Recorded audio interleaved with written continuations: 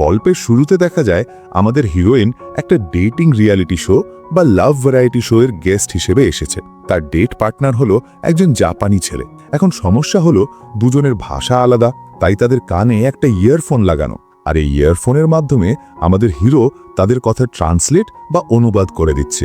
ক্যামেরার ফ্রেমে দৃশ্যটা খুবই সুন্দর। জাপানি ছেলেটা হিরোইনের দিকে তাকিয়ে মুগ্ধ হয়ে বলছে, তোমাকে খুব সুন্দর লাগছে, কিন্তু হিরোইন এই কথাটা বুঝতে পারছে ইয়ারফোনে ভেসে আসা হিরোর কণ্ঠের মাধ্যমে। এই সিনটা ডিজাইন যে কি লেভেলের জিনিয়াস তা বলে বোঝানো যাবে না। জাপানি ছেলেটা হিরোইনকে ইমপ্রেস করার জন্য রোম্যান্টিক গলায় বলল, আমি সত্যিই চাই সব সময় তোমার পাশে থাকতে। কথাটা সে হিরোইনকে উদ্দেশ্য করে বলল ঠিকই, কিন্তু কথাটা সবার আগে বুঝলো এবং ট্রান্সলেট করলো আমাদের হিরো। ছেলেটা যখন খুব আবেগ দিয়ে প্রপোজ করছে, তখন হঠাৎ করে ট্রান্সলেটর হিরো চুপ হয়ে গেল। এখানকার সিনটা ডিরেক্টর দারুণভাবে সাজিয়েছেন। জাপানি ছেলেটা কি বলছে তার কোনো সাবটাইটেল দেওয়া হচ্ছে না, তাই দর্শক হিসেবে আমরা এবং হিরোইন দুজনেই কনফিউজড যে আসলে ছেলেটা কি বলল। হিরোইন বাইরে হাসি বজায় রাখলেও সে ইয়ারফোনের মাধ্যমে সরাসরি হিরোর নাম ধরে ডাকে। ব্যাস, এই একটা ছোট ডিটেল থেকেই বোঝা যায় হিরো আর হিরোইন একে অপরকে আগে থেকেই চেনে এবং তাদের সম্পর্কটা সাধারণ কিছু ছিল না। জাপানি ছেলেটা যখন বলে, আমি তোমাকে সত্যি পছন্দ করি, হিরো সেটা ট্রান্সলেট করার সময় সে তোমাকে পছন্দ করে না বলে হুবহু অনুবাদ করে বলল, আমি তোমাকে সত্যি পছন্দ করি। ওই মুহূর্তে হিরোইনের চোখের এক্সপ্রেশনটা দেখার মতো ছিল। সে মুহূর্তের জন্য বিভ্রান্ত হয়ে যায়। এই ভালোবাসা কার? তার সামনে বসে থাকা জাপানি ছেলেটার, নাকি ইয়ারফোনের ওপাশ থেকে কথা বলা তার প্রাক্তন প্রেমিকের? হিরোইন যখন ক্যামেরার দিকে তাকায়, মনে হয় সে ক্যামেরা ভেদ করে হিরোকেই দেখছে। দুজনের চোখে জল, কিন্তু কেউ কাঁদছে না। কোনো ডায়ালগ ছাড়াই বুঝিয়ে দিল তাদের মধ্যে কত গভীর একটা অতীত লুকিয়ে আছে। কিন্তু তাদের মধ্যে আসলে কি ঘটেছিল, চলুন জেনে নেওয়া যাক। গল্প শুরু হয় ঠিক 1 বছর আগে থেকে। গল্পের হিরো ঝৌ হাওঝ্যাং একজন জিনিয়াস ট্রান্সলেটর। একদিন জাপানের একটা রেস্টুরেন্টে হিরোইনের সাথে তার দেখা হয়। হিরোইন, যার নাম চেও মাওশি, সে মোবাইলের একটা ট্রান্সলেটর অ্যাপের সাথে চিৎকার করে কথা বলছিল। তার গলার আওয়াজ এতটাই বেশি ছিল যে ঝৌ বাধ্য হয়ে তার কথা শুনে ফেলে। জানা যায় হিরোইন কোরিয়া থেকে সোজা জাপানে উড়ে এসেছে তার বয়ফ্রেন্ডকে হাতে নাতে ধরার জন্য, মানে চিটিং ধরায়। দুজনের চোখাচোখি হতেই ঝৌ একটু লজ্জা পায়, কারণ সে অন্যের ব্যক্তিগত ঝগড়া শুনতে চায়নি। সে না শোনার ভান করে হাতে থাকা একটা চাইনিজ ট্যুরিস্ট গাইড বই পড়া শুরু করে। ওদিকে হিরোইন তার ট্রান্সলেটর অ্যাপ চেক করছিল যে ওটা দিয়ে গালি দেওয়া যায় কিনা। সে যখনই কোরিয়ান ভাষায় শিবাল বা গালি দিল, ঝৌ হাসি আটকে রাখতে পারল না। সে হয়তো মনে মনে ভাবছিল, আরে বোকা মেয়ে, এই গালি তো গ্লোবাল, এটা তো সবাই বোঝে। হঠাৎ ঝৌয়ের ফোন বেজে উঠল এবং সে কোরিয়ান ভাষায় কথা বলল। এটা দেখে হিরোইন তো রেগে আগুন। সে ভাবল এই লোকটা এতক্ষণ চাইনিজ হওয়ার ভান করছিল কেন। ঝৌ তখন তাকে বোঝানোর চেষ্টা করে যে সে ভান করছিল না, সে আসলে চাইনিজ ভাষাও বোঝে। প্রমাণ হিসেবে সে তার কাছে থাকা 4-5টা ভাষার বই দেখিয়ে বলে সে ইংরেজি, ফ্রেঞ্চ, ইটালিয়ান সব পারে। হিরোইন ভাবল লোকটা নির্ঘাত চাপাবাজ। ঠিক তখনই পাশে থাকা এক ইটালিয়ান বাচ্চার খাবারে অ্যালার্জি রিয়াকশন শুরু হয়। ঝৌ সাথে সাথে দৌড়ে যায় এবং ইটালিয়ান ভাষায় বাচ্চার বাবা মায়ের সাথে কথা বলে অ্যাম্বুলেন্সের ব্যবস্থা করে। এমনকি বাচ্চার বাবার হাতে ব্যথা থাকায় সে নিজেই বাচ্চাটাকে কোলে করে অ্যাম্বুলেন্সে তুলে দিয়ে আসে। ফিরে এসে দেখে হিরোইন তার ব্যাগ পাহারা দিচ্ছে। ঝৌ তাকে ধন্যবাদ দিতে যাবে, তখনই হিরোইন তাকে একটা অদ্ভুত অনুরোধ করে বসে।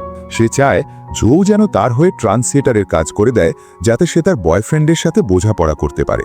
ঝাও প্রথমে এসব ঝামেলার মধ্যে জড়াতে চায়নি, কিন্তু হিরোইনের করুণ অনুরোধ দেখে এসে রাজি হয়। তারা দুজনে মিলে সেই দোকানে গিয়ে খোঁজ নেয়, কিন্তু সেই প্রতারক বয়ফ্রেন্ড সেখানে ছিল না। উল্টো দেখা যায় সেই বয়ফ্রেন্ডের বর্তমান প্রেমিকা সেখানে আছে এবং সে প্রেগনেন্ট। হিরোইন তো প্রেগনেন্ট মহিলাকে দেখে গালিও দিতে পারছে না। সে ঝাউকে দিয়ে জিজ্ঞেস করায় বাচ্চাটা কত মাসের। উত্তর আসে 7 মাসের। এটা শুনে হিরোইন আরও রেগে যায়, কারণ সেই ছেলের সাথে তার ব্রেকআপ হয়েছে মাত্র 3 মাস আগে। হিরোইন হতাশ হয়ে চলে যেতে চায়, কিন্তু সেই জাপানি মেয়েটা, মানে বর্তমান প্রেমিকা, ঝাউকে থামায়। সে ঝাউকে অনুরোধ করে একটা কথা হিরোইনকে বুঝিয়ে বলার জন্য। মেয়েটা জানায় পেটের বাচ্চাটা আসলে ওই ছেলের না, ছেলেটা শুধু তাকে দয়া করে মেনে নিয়েছে। জাপানি মেয়েটার চোখে ওই ছেলেটা একজন ফেরেশতা, তাই হিরোইন যদি তাকে ফিরিয়ে নিয়ে যেতে চায়, তবে জাপানি মেয়েটা তাদের সুখের জন্য সরে দাঁড়াতে রাজি আছে। ঝাউ যখন এই কথাটা হিরোইনকে ট্রান্সলেট করে শোনায়, হিরোইন আরও কনফিউজড হয়ে যায়। সে বুঝতে পারে না মেয়েটা কি আসলে স্যাক্রিফাইস করছে নাকি তাকে অপমান করছে। সে ঝাউকে জিজ্ঞেস করে, আপনার কি মনে হয় ও কি সত্যি বলছে? ঝাউ নিরপেক্ষ থাকার চেষ্টা করে। হিরোইন তখন সিদ্ধান্ত নেয় সে আবার গিয়ে কথা বলবে এবং ঝাউকে তার সাথে যেতে হবে, কিন্তু এবার ঝাউ সরাসরি না করে দেয়। তার যুক্তি খুব সিম্পল, ছেলেটা ব্রেকআপের পরেই এই জাপানি মেয়ের সাথে সম্পর্কে জড়িয়েছে, আর বাচ্চাটাও যেহেতু ছেলেটার না, তাই এখানে নৈতিকভাবে ছেলেটার কোনো দোষ নেই। হয়তো তারা সত্যিই একে অপরকে ভালোবাসে। এখন হিরোইন যদি আবার গিয়ে ঝামেলা করে তবে তাকেই খারাপ দেখাবে। ঝাউ তাকে পরামর্শ দেয় যদি শুধু গালি দেওয়ার জন্য যেতে চায় তবে ট্রান্সলেটরের দরকার নেই, ইশারা ইঙ্গিতেই গালি দেওয়া যায়, আর না হলে নিজের সম্মান বাঁচিয়ে চলে যাওয়াই ভালো। ঝাউ চলে যেতে চাইলে হিরোইন তাকে একটা প্রশ্ন করে থামিয়ে দেয়। সে বলে, আপনি তো বললেন কাউকে জাজ করবেন না, তাহলে আমাকে কেন খারাপ ভাবছেন? তারা যদি একে অপরকে ভালোবেসে থাকে তাহলে আমার ভালোবাসার কি হবে? হিরোইন জানায় তার প্রাক্তন বয়ফ্রেন্ড আগেও অনেকবার ব্রেকআপ করে আবার ফিরে এসেছে, এবারও সে ভেবেছিল তেমনই হবে। সে কোরিয়া থেকে জাপানে এসেছে শুধু একটা উত্তর পাওয়ার জন্য, যাতে সে তার এই করুণ ভালোবাসার গল্পের একটা ইতি টানতে পারে। হিরোইন খুব আবেগ দিয়ে বলে, প্লিজ আমার ভালোবাসাটাও একটু অনুবাদ করে দিন না। এই কথাটা ঝাউয়ের মনে দাগ কাটে। সে রাজি হয় এবং তারা আবার সেই জাপানি মেয়েটার কাছে যায়। ঝাউয়ের মাধ্যমে কথা বলে হিরোইন জানতে পারে যে তাদের রিলেশনশিপ চলাকালীন সময়েই সেই ছেলেটা এই জাপানি মেয়ের সাথে যোগাযোগ রাখছিল, মানে সে নিঃসন্দেহে একটা চিটার। হিরোইন নিজেকে শান্ত রেখে তাদের দুজনকে শুভেচ্ছা জানায়, কিন্তু ঠিক তখনই জাপানি মেয়েটা বোমা ফাটায়। জাপানি মেয়েটা দাবি করে সে ওই ছেলের সাথে হিরোইনের চেয়েও আগে থেকে পরিচিত। তার মতে হিরোইনই আসলে তাদের মাঝখানে উড়ে এসে জুড়ে বসা তৃতীয় ব্যক্তি। সে আরও বলে ছেলেটা হিরোইনকে দয়া করে ডেট করেছিল, কারণ হিরোইনকে তার পরিবার নাকি ত্যাগ করেছিল। জাপানি ভাষায় বলা এই অপমানজনক কথাগুলো হিরোইন বুঝতে না পারলেও মেয়েটার অবজ্ঞাপূর্ণ চেহারা দেখে সে আন্দাজ করতে পারে যে তাকে অপমান করা হচ্ছে। সে ঝাউয়ের দিকে তাকায় অনুবাদের জন্য। ঝাউ বুঝতে পারে এই কথাগুলো হিরোইনকে শোনালে সে মানসিকভাবে ভেঙে পড়বে, তাই সে মিথ্যা অনুবাদের আশ্রয় নেয়। সে জাপানি মেয়েটার সামনে হিরোইনকে নিজের গার্লফ্রেন্ড হিসেবে পরিচয় করিয়ে দেয়। সে হিরোইনকে বাঁচানোর জন্য জাপানি মেয়েটাকে কড়া জবাব দেয়, আর হিরোইনকে বলে, চলো এখান থেকে, এদের সাথে কথা বলে লাভ নেই। ঝাউ হিরোইনকে হাত ধরে সেখান থেকে বের করে নিয়ে আসে। বাইরে এসে হিরোইন তাকে ধন্যবাদ দেয়। ঝাউ তাকে ডিনারে অফার করতে চেয়েছিল, কিন্তু হিরোইন সেটা বুঝতে না পেরে তাকে বিদায় জানায়। হিরোইন বলে, আমরা তো অপরিচিত, আর দেখাও হবে না হয়তো। এভাবেই তারা দুদিকে চলে যায়। কিন্তু ভাগ্য কি আর এত সহজে ছাড়ে? ঝাউ কিছুক্ষণ পর আবিষ্কার করে সে তার ফোনটা হিরোইনের কাছে ফেলে এসেছে। ওদিকে হিরোইনও খুব বেশি দূর যায়নি। ঝাউ দৌড়ে তার কাছে যায়। মজার ব্যাপার হলো, একটু আগে যে ইটালিয়ান লোকটাকে ঝাউ সাহায্য করেছিল সে কৃতজ্ঞতা স্বরূপ ঝাউয়ের জন্য একটা ডিনারের ব্যবস্থা করে রেখেছে এবং বিলও পেমেন্ট করে দিয়েছে। যেহেতু খাবার নষ্ট হবে তাই ঝাউ হিরোইনকে অফার করে একসাথে ডিনার করার জন্য। হিরোইনও রাজি হয়ে যায়। খেতে খেতে হিরোইন একটা অদ্ভুত কথা বলে। সে হেসে বলে, আজকের দিনটা আমার জন্য খুব স্পেশাল। ঝাউ অবাক হয়ে তাকায়। একটু আগেই মেয়েটা জানলো তার বয়ফ্রেন্ড প্রতারক, তাকে অপমান করা হলো, তাকে বলা হলো পরিবার থেকে পরিত্যক্ত, অথচ সে কি সুন্দর করে হাসছে। তার চোখে মুখে কোনো হীনমন্যতা নেই। হিরোইন উজ্জ্বল হাসি দিয়ে ঝাউয়ের দিকে তাকায়, যেন কিছুই হয়নি। এই মেয়েটা আসলেই অন্যরকম। হিরোইন যখন হাসি মুখে বলল যে আজকের দিনটা তার জন্য স্পেশাল, হিরো তখন বুঝতে পারল এই মেয়েটা আসলে জীবনের সব ঝড়ঝাপটা এই হাসি দিয়েই সামলে নিতে জানে। দুজনে হাঁটতে হাঁটতে রেস্টুরেন্টের দিকে যাচ্ছে। তখনই কথায় কথায় হিরোইন জানতে পারে হিরোর নাম ঝাও হাওছেং। পরিচিত হওয়ার পর হিরোইন নিজেই একটু লজ্জা পেয়ে জানায় সে আসলে একজন 18 গ্রেডের স্ট্রাগলিং অ্যাক্ট্রেস, মানে খুব ছোটখাটো চরিত্রে অভিনয় করে। তার কথা শুনে ঝৌ একটু অবাক হয়ে তার দিকে তাকায়। সে বলে, আমি তোমার সিনেমা দেখেছি। হিরোইন ভাবল লোকটা নির্ঘাত তাকে খুশি করার জন্য মিথ্যা বলছে বা চাপাবাজি করছে, কারণ সেই সিনেমায় তার মাত্র 2টা সিন ছিল, তাও খুব অল্প সময়ের জন্য। এত ছোট চরিত্র কারো মনে থাকার কথা না। সে যখন অবিশ্বাস করে তাকালো তখন ঝৌ হুবহু বলে দিল সে কোন দৃশ্যে কি অভিনয় করেছিল। হিরোইন তো অবাক, একজন অপরিচিত মানুষ তার এত ছোট কাজও মনে রেখেছে। বিষয়টা বেশ ইমোশনাল হয়ে যায়। তাই হিরোইন লজ্জা পেয়ে কথা ঘোরানোর চেষ্টা করে। সে হুট করে নিজের ফোন বের করে ঝৌয়ের একটা ছবি তুলে ফেলে। ঝৌ সমুদ্রের দিকে তাকিয়েছিল, সেই মুহূর্তটা সে ক্যাপচার করে। ছবিটা সে তার সোশ্যাল মিডিয়াতে পোস্ট করে দেয় এবং ক্যাপশনে লেখে, এক নতুন শুরু, ধন্যবাদ তোমাকে। কথায় কথায় হিরোইন জানায় তার সোশ্যাল মিডিয়াতে বর্তমানে ৯,৯৮৯ জন ফলোয়ার আছে। সে খুব আফসোস করে বলে, আর মাত্র কয়েকটা ফলোয়ার হলে আমার 10,000 পূর্ণ হতো। সে নানাভাবে ইশারা ইঙ্গিতে ঝৌকে বোঝানোর চেষ্টা করে যেন সে তাকে একটা ফলো দেয়। এমনকি সে অফার দেয়, তুমি ফলো করলে আমিও তোমাকে ফলো ব্যাক করব। কিন্তু মজার ব্যাপার হলো ঝৌ সরাসরি না করে দেয়। তার যুক্তিটা অদ্ভুত। সে বলে, আমি যদি এখন তোমাকে ফলো করি আর পরে তুমি অনেক বড় সুপারস্টার হয়ে যাও তখন আমার উপর প্রেশার পড়বে। তার চেয়ে তুমি যখন বিখ্যাত হবে, তোমার মিলিয়ন মিলিয়ন ফ্যান হবে, তখন তারা তোমার ফলোয়িং লিস্ট চেক করে আমাকে খুঁজে বের করবে। সেটাই ভালো হবে। যদিও হিরোইন নিজেকে 18 গ্রেডের সাধারণ অভিনেত্রী মনে করে, কিন্তু ঝৌয়ের এই কথাটা তার মনে একটা আশা জাগায়। ঝৌ লোকটা যে শুধু ভালো অনুবাদক তা না, তার ইমোশনাল ইন্টেলিজেন্স বা মানুষের মন বোঝার ক্ষমতাও অসাধারণ। কথা বলতে বলতে তার একটা দূরবর্তী দ্বীপের দিকে তাকায়, যেখানে একটা সুন্দর অবজারভেটরি বা পর্যবেক্ষণ কেন্দ্র দেখা যাচ্ছিল। ঝৌ হঠাৎ আনমনা হয়ে বলে সে একবার একটা মেয়ের সাথে ওখানে গিয়েছিল, আর আজ সেই মেয়েটার জন্মদিন। হিরোইন সাথে সাথে বুঝে ফেলে এটা নিশ্চয়ই ঝৌয়ের কোনো অসমাপ্ত প্রেমের গল্প। নিজের ভাঙা মন নিয়ে হিরোইন তখন ঝৌকে উৎসাহ দেয়। সে বলে, আজ যেহেতু ওর জন্মদিন, তুমি আরেকবার চেষ্টা করে দেখো না। অন্তত তাকে ফোন করে বলো যে কেউ একজন দূর থেকে হলেও তার কথা মনে রেখে জন্মদিন পালন করছে। গল্প করতে করতে তারা রেস্টুরেন্ট খুঁজতে গিয়ে পথ হারিয়ে ফেলে। হাঁটতে হাঁটতে তার একটা রেল ক্রসিংয়ের দুই পাশে এসে দাঁড়ায়।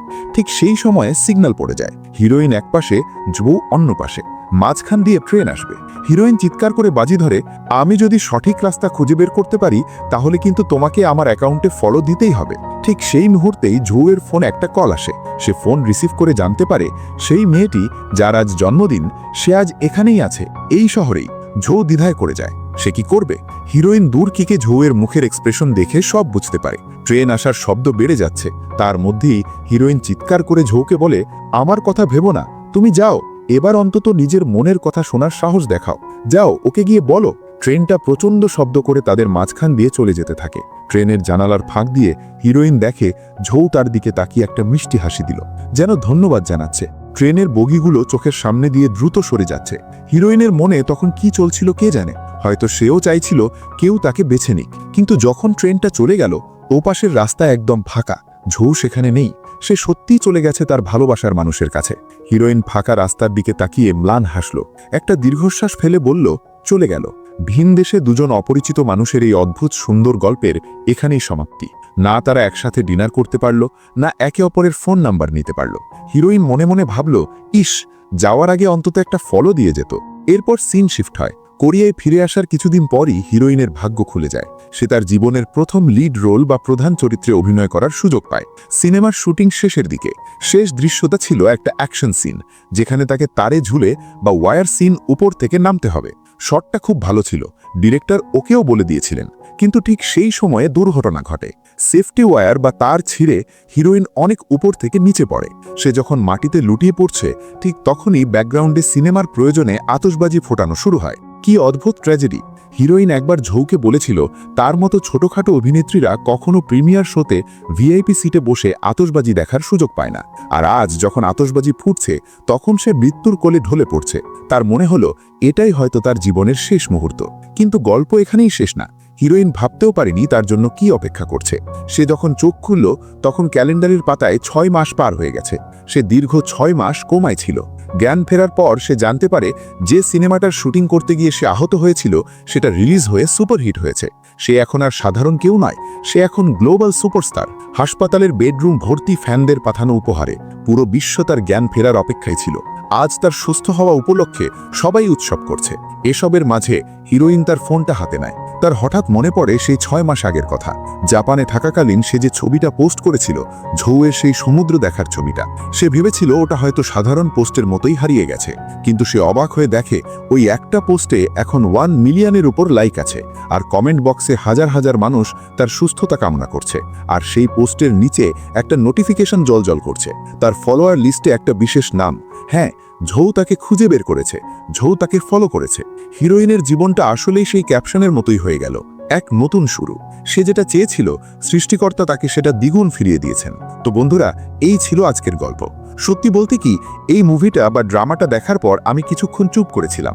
গল্পের নাম can this love B translated, অথবা কোরিয়ান ও জাপানিজ কোলাবোরেশনের এই মাস্টারপিসটি। এর আইএমডিবি রেটিং 9.2 এর উপরে, এবং দর্শকরা এটাকে 2026 সালের সেরা রোম্যান্টিক মেলোড্রামা হিসেবে আখ্যায়িত করছে।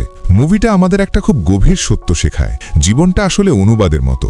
কখনো কখনো আমরা ভাষা বুঝলেও মনের কথা বুঝতে পারি না। আবার কখনো ভাষা না বুঝেও দুজন মানুষের মন এক হয়ে যায়। হিরো আর হিরোইনের দেখা হওয়ার টাইমিংটা হয়তো ভুল ছিল, কিন্তু তাদের প্রভাব একে অপরের জীবনে ছিল চিরস্থায়ী। আপনার কি মনে হয়, জো কি হিরোইনকে ভালোবেসেছিল, নাকি সে শুধু কৃতজ্ঞতা থেকেই ফলো করেছিল? কমেন্ট করে আমাদের জানান। আর ভিডিওটা ভালো লাগলে লাইক দিতে ভুলবেন না, কারণ আপনার একটা লাইক আমাকে পরবর্তী ভিডিও বানাতে উৎসাহ দেয়। এরকম আরও ইমোশনাল এবং সুন্দর গল্পের জন্য চ্যানেলটি সাবস্ক্রাইব করে সাথেই থাকুন। দেখা হচ্ছে পরের ভিডিওতে। ততক্ষণ পর্যন্ত ভালোবাসা সুন্দর হোক।